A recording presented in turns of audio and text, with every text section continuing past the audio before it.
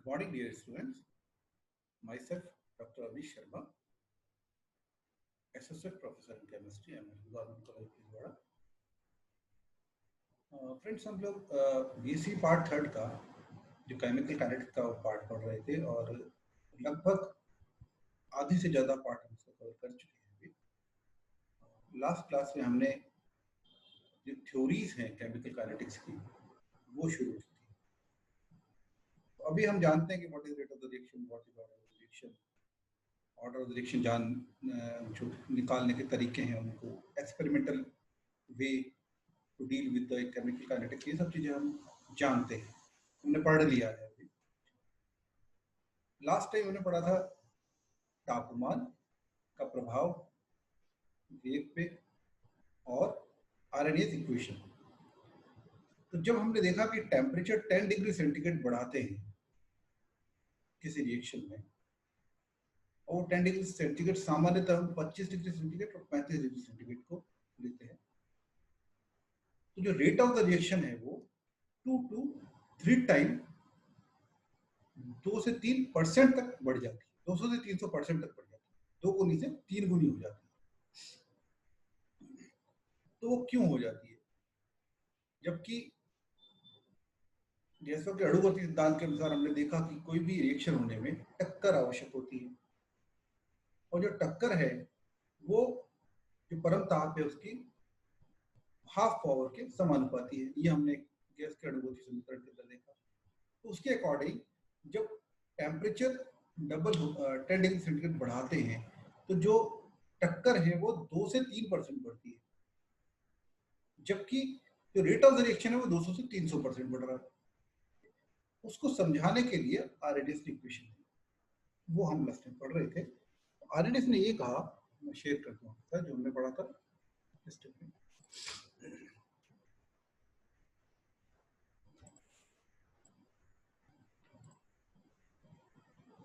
ये हम पढ़ रहे थे। तो आरएनएस ने एक इक्वेशन दिया, एक सिद्धांत दिया। उसने कहा कि अभिक्रिया का ताप बढ़ाने पर उसके वेग में चरघातांक की वृद्धि होती है, एक्सपोनेंशियली वो बढ़ता है। तो ये आरएनएस का इक्वेशन था। उसने कुछ अपने कॉन्सेप्ट दिए, संकल्पनाएं दी, उसके सिद्धांत के कुछ बिंदु हैं। तो उसने कहा कि क्रियाकारक के सारे अणु एक समान ऊर्जा के नहीं होते, कुछ की ऊर्जा कम होती है, कुछ की ऊर्जा ज्यादा होती है। कोई भी क्रियाकारक उत्पाद में बदले उसके लिए उसके बाद एक मिनिमम अमाउंट ऑफ एनर्जी होनी चाहिए, जिसे कहते हैं देहली ऊर्जा। तो वो टक्कर जिससे वो एक न्यूनतम ऊर्जा प्राप्त कर ले क्रियाकारक, वही उत्पादन हो पाते। तो वो न्यूनतम ऊर्जा है देहली ऊर्जा। देहली ऊर्जा से कम जो ऊर्जा वाले क्रियाकारक है उनकी टक्कर प्रभावी नहीं होती, वैसे अणु अक्रिय अणु कहलाते हैं। तो कुल जो अणु है उसमें देहली ऊर्जा या उससे ज्यादा ऊर्जा वाले अणु का अंश बहुत कम होता है, जो कि ताप में वृद्धि से 2 से 3 गुना तक बढ़ जाता है। ये कारण है कि जब रिएक्शन का टेम्परेचर बढ़ाया जाता है तो उसके अभिक्रिया वेग 2 से 3 गुना बढ़ जाती है, क्योंकि उसमें देहली ऊर्जा के अंश वाले जो मॉलिक्यूल्स है उनका अंश, जितने मॉलिक्यूल के पास देहली ऊर्जा है उनका अंश बढ़ जाता है। तो सक्रिय अणु और अक्रिय अणु दो पार्ट में डिवाइड किया। तो सक्रिय अणु की संख्या जो है वो डायरेक्टली प्रोपोर्शनल होती है अभिक्रिया वेग के। जितने ज्यादा सक्रिय अणु होंगे उतनी अभिक्रिया का वेग ज्यादा होगा। तो यहाँ एक टर्म बार बार हम यूज कर रहे हैं, सक्रिय ऊर्जा। एक क्वेश्चन डायरेक्टली आता है कि सक्रिय ऊर्जा की अवधारणा बताइए, एनर्जी प्रोफाइल डायग्राम बनाइए ऊष्माशोषी और ऊष्माक्षेपी रिएक्शंस के लिए, और सक्रिय ऊर्जा को कैसे ज्ञात करेंगे ये बताइए। तो ये तीनों चीजें मिलके एक अति लघुरात्मक के लिए थोड़ा बड़ा क्वेश्चन बन जाता है। 5 नंबर का क्वेश्चन ये बन जाता है। तो हम आज ये पढ़ेंगे सक्रिय ऊर्जा की अवधारणा क्या है।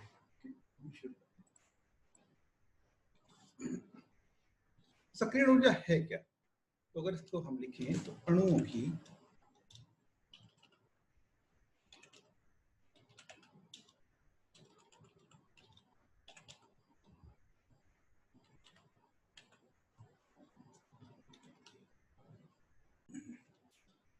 अणुओं की स्वयं की ऊर्जा, कौन सी ऊर्जा है उनके पास? गतिज ऊर्जा,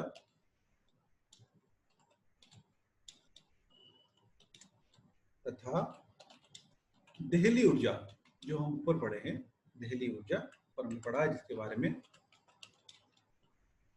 के मध्य अंतर को सक्रियण ऊर्जा कहते हैं। ठीक है, तो हम ऊपर ही पढ़ चुके हैं कि देहली ऊर्जा क्या होती है। मैंने अभी बताया भी आपको कि देहली ऊर्जा वह मिनिमम ऊर्जा है जो किसी भी रिएक्टेंट मॉलिक्यूल को चाहिए उत्पाद बदलने के लिए। उससे कम अगर उसकी ऊर्जा होती है तो उत्पाद नहीं बदलेगा। अब ये ऊर्जा किसी भी तरीके से प्राप्त हो सकती है। तो अणुओं की कुछ तो स्वयं की ऊर्जा होती है उसकी काइनेटिक एनर्जी के कारण, ठीक है, तो उसकी स्वयं की जो काइनेटिक ऊर्जा है और वो मिनिमम अमाउंट ऑफ एनर्जी जो उसको प्रोडक्ट में चेंज कर दे, उनके बीच के जो अंतर है उसे हम कहते हैं सक्रियण ऊर्जा। क्या इसकी एक और डेफिनेशन है, या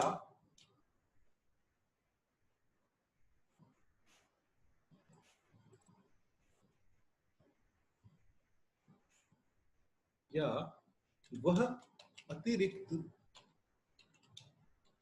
ऊर्जा जो अभिकारक देहली ऊर्जा के बराबर आने के लिए ग्रहण करते हैं। ओके, तो ये वह अतिरिक्त ऊर्जा है जो कि अभिकारक देहली ऊर्जा के बराबर आने के लिए ग्रहण करें। मतलब उसके बाद खुद की ऊर्जा तो है ही, वही सेंटेंस है, उसको दूसरे तरीके से कहा गया है, क्योंकि स्वयं की ऊर्जा तो है ही गति ऊर्जा, और एक जो एक अतिरिक्त ऊर्जा उसको और ग्रहण करनी, इसके लिए देहली ऊर्जा के बराबर आने के लिए। तो उस गैप को, उस जो डिफरेंस है उसको हम कहते हैं सक्रियण ऊर्जा, या सक्रियण ऊर्जा लिखें तो सक्रियण ऊर्जा इज इक्वल्स टू देहली ऊर्जा माइनस अणुओं की गतिज ऊर्जा। ये सक्रियण ऊर्जा की परिभाषा हो गई या अवधारणा हो गई। अब हम देखेंगे एनर्जी प्रोफाइल डायग्राम। तो एनर्जी प्रोफाइल डायग्राम बनाया जाता है एनर्जी की जो रिएक्शन है उसकी प्रोग्रेस दिखाने के लिए। तो इसमें एक तरफ हम लेते हैं ऊर्जा और दूसरी तरफ लेते हैं उस जो भी हम रिएक्शन स्टडी कर रहे हैं उसकी प्रगति। एक तरफ तो हम लेंगे एनर्जी ऊर्जा और दूसरी तरफ लेंगे वो जो भी अभिक्रिया है उसकी प्रगति।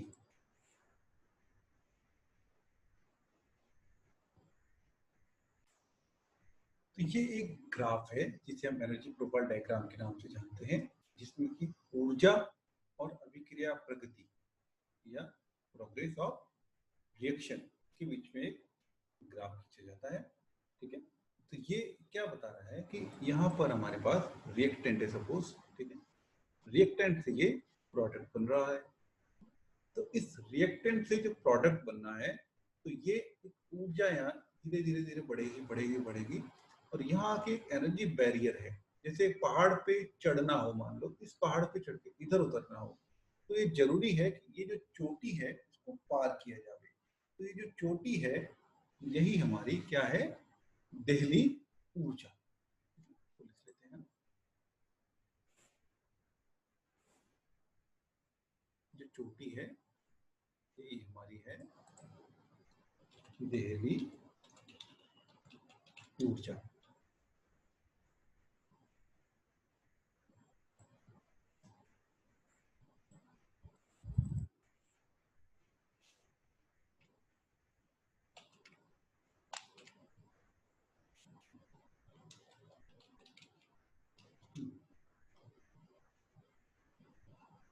ओके,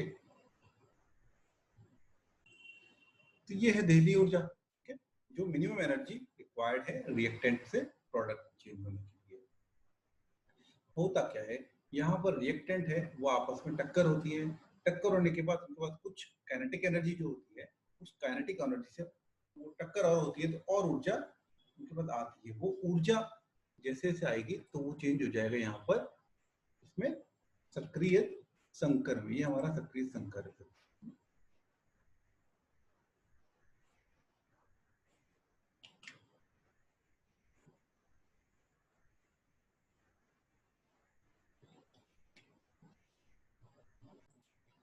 तो ये है एक सक्रिय संकर जो रिएक्टेंट की टक्करों से मिलकर बनता है।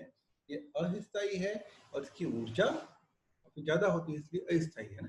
तो यहाँ से रिएक्टेंट चला, यहाँ आया, तो ये जो एनर्जी डिफरेंस है ना, इसमें जितनी एनर्जी चाहिए हमें और जितनी क्रियाकारक की थी, ठीक है, उस एनर्जी का डिफरेंस है देहली ऊर्जा और जो क्रियाकारक की ऊर्जा है इसका डिफरेंस है, ये कहलाता है एक्टिवेशन एनर्जी। तो सक्रिय ऊर्जा क्या है? सक्रिय ऊर्जा ये है देहली ऊर्जा माइनस अणु की गतिज ऊर्जा, उसके बीच का जो अंतर है वो सक्रिय ऊर्जा है हमारा। यहाँ से समझ में आ रहा होगा आपको, ठीक है। तो ये रिएक्टेंट है, रिएक्टेंट से देहली ऊर्जा हमने प्राप्त की, यहाँ पहुंच के हम एक सक्रिय संकुल बना जो अस्थायी है, और यहाँ से वापस आके नीचे आया और ये उत्पाद में बदल गया। तो ये एक सिंपल प्रोसेस है किसी भी रिएक्शन का, बहुत सिंप्लीफाइड प्रोसेस है ना। इसमें कई तरह की और कॉम्प्लिकेशंस भी होती हैं। दो तरह की रिएक्शंस मेनली हैं जो आपके कोर्स पे हैं, जो हम थोड़ा पढ़ेंगे एनर्जी प्रोफाइल डायग्राम के बारे में उनके। एक होती है ऊष्मा शोषी,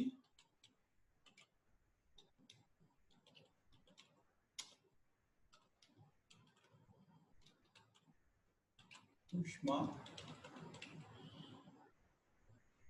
शोषी रिएक्शंस, ठीक है, जिनको हम एंडोथर्मिक रिएक्शन भी कहते हैं इंग्लिश में। तो ये रिएक्शन कौन सी होती है?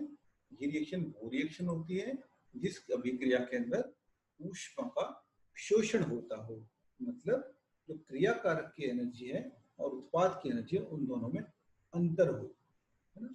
वो अंतर क्या होगा? क्रियाकारक की एनर्जी तो से जो उत्पाद की एनर्जी है वो बढ़ जाती है, तो शोषण कर लेता है, उत्पाद बनता है, तो ये ऊष्मा शोषी अभिक्रिया कहलाती है। इसके लिए हम एनर्जी प्रोफाइल डायग्राम बनाते हैं। ओके, तो ये है ऊष्मा शोषी या एंडोथर्मिक रिएक्शन का एग्जांपल, उसका एनर्जी प्रोफाइल डायग्राम के द्वारा। तो ऊष्मा शोषी रिएक्शन कौन सी होती है? जब उत्पाद की एंथैल्पी ऊर्जा क्रियाकारक की ऊर्जा से ज्यादा हो, ठीक है, वो ऊष्मा शोषी रिएक्शन है। हो क्या रहा है इस रिएक्शन में?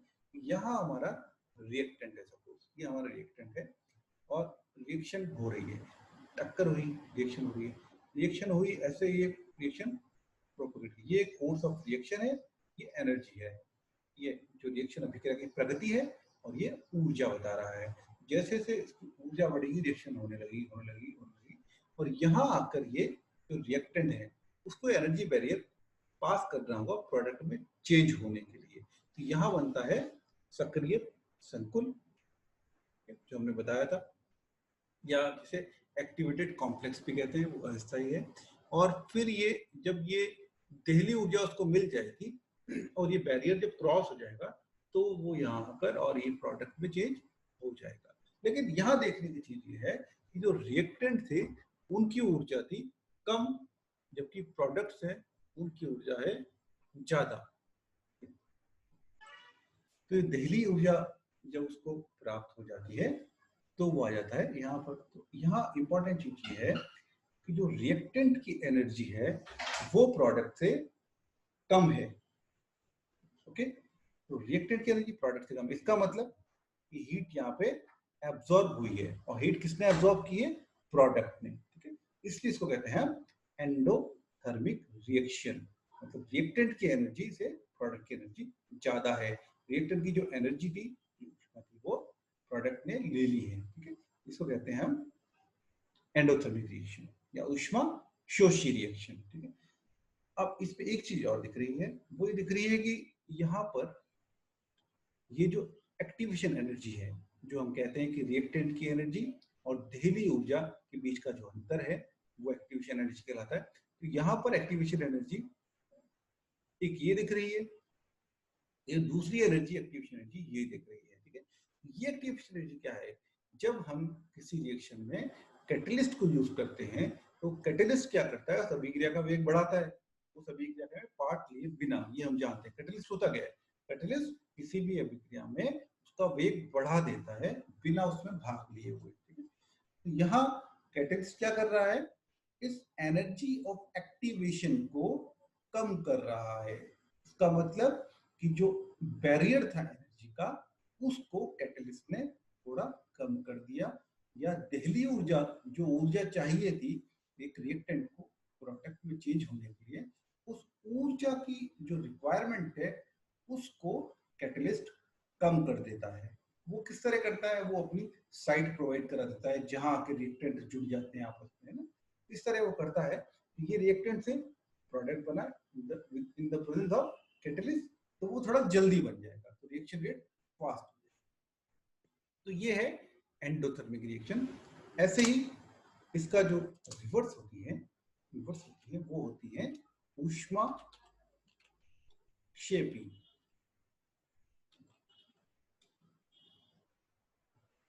ऊष्माक्षेपी रिएक्शन क्या है? ऊष्माक्षेपी रिएक्शन इसका बिल्कुल उल्टा होगी, जहां पर कि जो रिएक्टेंट है उनकी ऊर्जा प्रोडक्ट की ऊर्जा से ज्यादा हो। कैसे हो? हम ग्राफ देखते हैं अभी इस मिनट। तो ये है ऊष्माक्षेपी के लिए ग्राफ। ऊष्माक्षेपी को इंग्लिश में हम एक्सोथर्मिक रिएक्शन भी कहते हैं, ठीक है। तो वही रिएक्टेंट है, ये एनर्जी है, ये फोर्स ऑफ रिएक्शन है, या फिर रिएक्शन जो अभिक्रिया की प्रगति है वो है, ठीक है।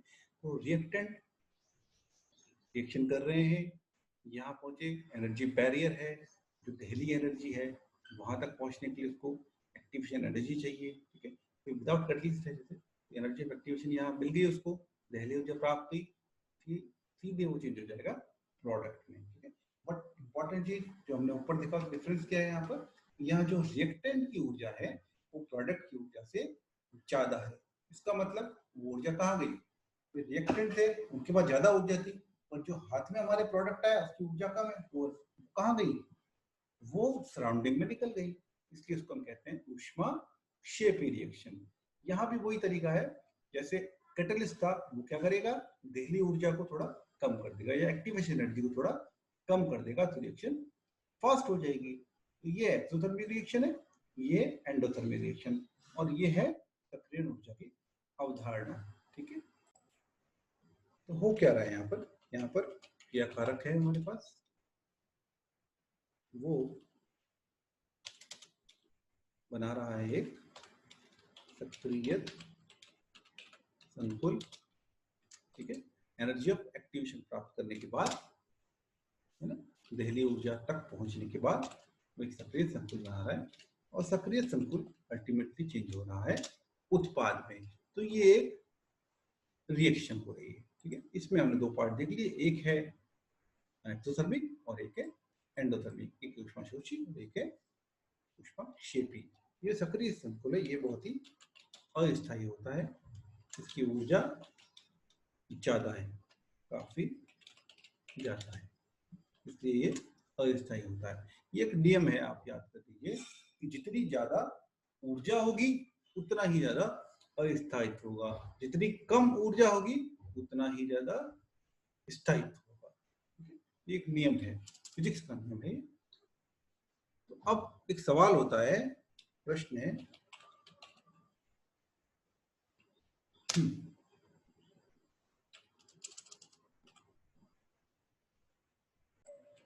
कि उच्च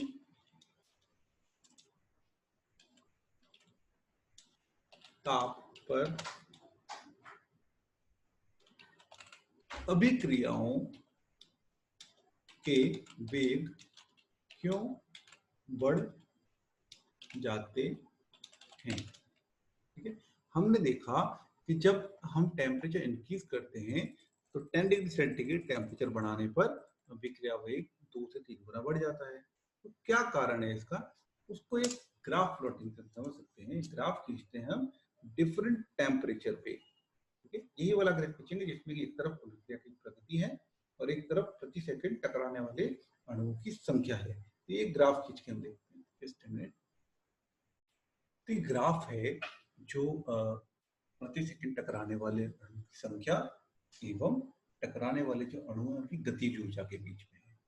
तो जैसे जैसे टेम्परेचर, हम दो टेम्परेचर लिया वो ग्राफ है जिसमें T2 है, T1 है। T2 ज्यादा है, T1 कम है। तो जैसे जैसे टेम्परेचर बढ़ता है तो होता क्या है, जैसे जैसे टेम्परेचर बढ़ता है ना, तो यहाँ क्या हो रहा है, टकराने वाले अणुओं की संख्या बढ़ रही है। प्रति सेकंड टकराने वाले अणुओं की संख्या बढ़ रही है, टेम्परेचर ज्यादा है उसमें। लेकिन साथ ही क्या हो रहा है, जिसके लिए कि रेट ऑफ द रिएक्शन जो बढ़ रही है वो जिम्मेदार है। तो यहाँ सबसे इंपॉर्टेंट चीज है कि जो एनर्जी ऑफ एक्टिवेशन है, यहाँ ये दिखा रहा है काइनेटिक एनर्जी ऑफ मॉलिक्यूल है। एनर्जी एक्टिवेशन जब प्राप्त होगी तभी मॉलिक्यूल, जो रिएक्टेंट मॉलिक्यूल प्रोडक्ट में चेंज हो पाएगा। तो जैसा कि हम देख रहे हैं, टेम्परेचर इंक्रीज करने से जो मॉलिक्यूल्स का जो रेशियो है मॉलिक्यूल का जिसके पास एनर्जी एक्टिवेशन है, वो रेशियो बढ़ जाता है। ठीक है, और जब तक मॉलिक्यूल एनर्जी एक्टिवेशन नहीं प्राप्त करेगा तब तक वो रिएक्टेंट प्रोडक्ट में चेंज नहीं होगा। तो टेम्परेचर इंक्रीज करने से एनर्जी ऑफ एक्टिवेशन रखने वाला जो अंश है मॉलिक्यूल का, रिएक्टेंट मॉलिक्यूल का, वो बढ़ जाता है। इसीलिए ताप बढ़ाने पर अभिक्रिया के वेग बढ़ जाते हैं। यही इसका आंसर है। तो ताप में अगर हम देखें तो इसका लिख सकते हैं कि अभिक्रिया वेग डायरेक्टली प्रोपोर्शनल है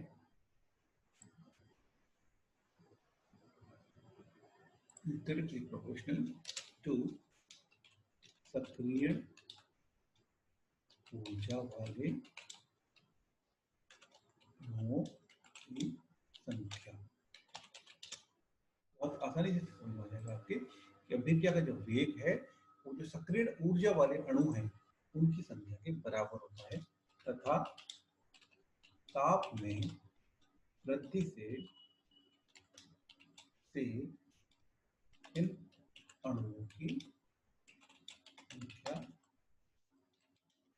बढ़ जाती है।